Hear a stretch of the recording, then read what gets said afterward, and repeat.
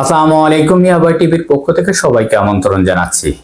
বিএনপির বাইরে দাড়িপাল্লা কেউ ভোট দিয়ে সুস্থ শরীরে বাড়ি ফিরবে, এমনটাই মনে করেন না হাবিবুর রহমান হাবিব সাহেব, যিনি বিএনপি চেয়ারপারসনের উপদেষ্টা। আমার কাছে মনে হচ্ছে যে চেয়ারপারসনের উপদেষ্টা পদে যারা আছে তাদের সবাইকে এখন কম বেশি ভীমরতিতে পেয়েছে। আরেকজন চেয়ারপারসনের উপদেষ্টা হচ্ছেন ফজলুর রহমান।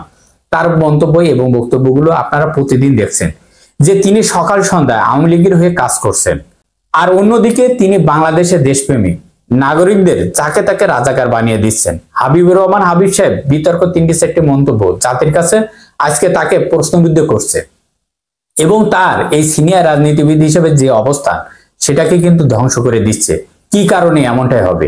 যেটা আওয়ামী লীগ বলতো যে নৌকার বাইরে কেউ সেন্টারে আসলে ফেরত যেতে পারবে না, নৌকায় ভোট না দিলে কেউ বাড়ি ফিরতে পারবে না, নৌকায় ভোট না দিলে কেউ সেন্টারে আসতে পারবে না।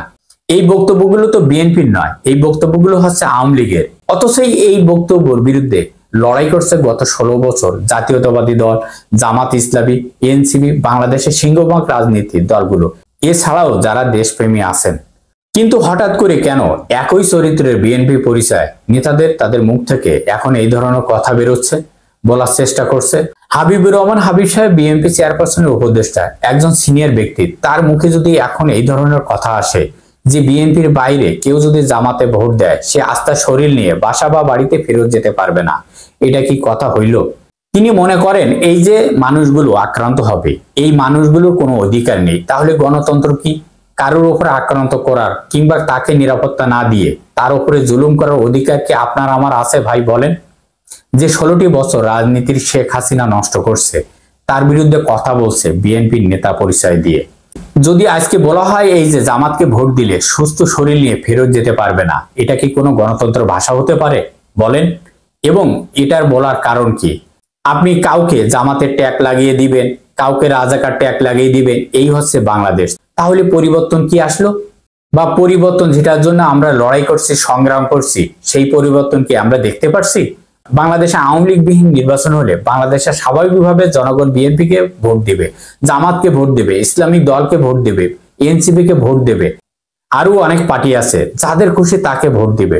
ভোটের মাঠ আপনি তো নিয়ন্ত্রণ করতে পারেন না। জিয়া রহমান ছিলেন বাংলাদেশের মানুষের অধিকার ওপেন করে দেওয়ার একজন মহানেতা। যদি এখন এই ধরনের কথা বা বক্তব্য দেওয়া শুরু করেন তাহলে আপনার দলের বাকি নেতাদের কিভাবে নিয়ন্ত্রণ করবেন? গত কয়েকদিন আগে বলেছেন কি জানি দুইটা পার্টির একই বিষ, নৌকা ধানের শীষ, এই ধরনের বক্তব্য যদি কেউ দেয় তার জিহ্বাটা টেনে কেটে দেওয়ার নির্দেশ দিয়েছেন আপনি। আপনার ক্ষুব্ধ মানসিকতা থাকতে পারে যে আপনি নৌকার সাথে ধানের শীষ মেলানো ঠিক হবে না। আমি বলছি না অবশ্যই ঠিক হবে না। আওয়ামী লীগ ফ্যাসিস্ট, তার সাথে বাংলাদেশে কোনো রাজনৈতিক দলের সাথে বিন্দুমাত্র তুলনা দেওয়া যাবে না বা সুযোগ নেই।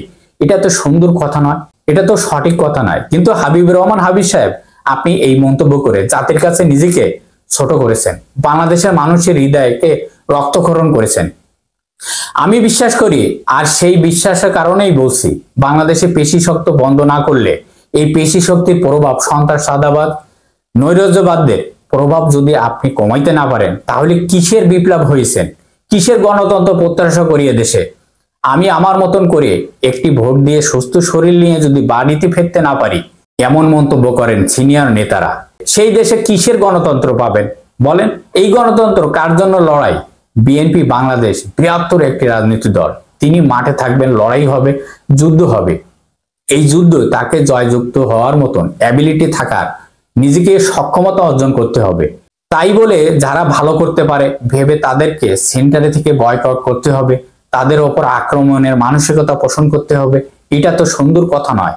হাবিবুর রহমান হাবিব সাহেব এই মন্তব্য আপনাকে অনেক দূরে ঠেলে দিয়েছেন জাতি রাজনীতি থেকে, আর এটাই এখন বাস্তবতা। দল চাটতে চাটতে এমন পরিস্থিতিতে আপনাদেরকে করতে হচ্ছে যে আপনাদেরকে এখন ডাইন বাম দেখার সুযোগ নাই। এই সকল অপকর্মের সাথে আপনাদেরকে লিপ্ত থাকতে হচ্ছে। প্রিয় সহযোদ্ধা ভাইরা, সবাই মিলে গণতন্ত্র প্রতিষ্ঠার জন্য সংগ্রাম করি এবং এই গণতন্ত্র হতে হবে ন্যায্য ভিত্তিতে। এই সরকারকে সতর্ক হওয়ার আহ্বান জানাই। এই হাবিব সাহেবের মতন বক্তব্য থেকে আপনারা সতর্ক হন। আপনাদের পথে আগামী নির্বাচনে কারা বাধা প্রদান করবে বা করতে পারে সেটা আপনারা এখন থেকে তালিকা করতে পারেন। আর যদি সেটা না করতে পারেন তাহলে সামনে যা কিছু দেখবেন অন্ধকার। ভালো থাকবেন, সুস্থ থাকবেন। আল্লাহ হাফেজ।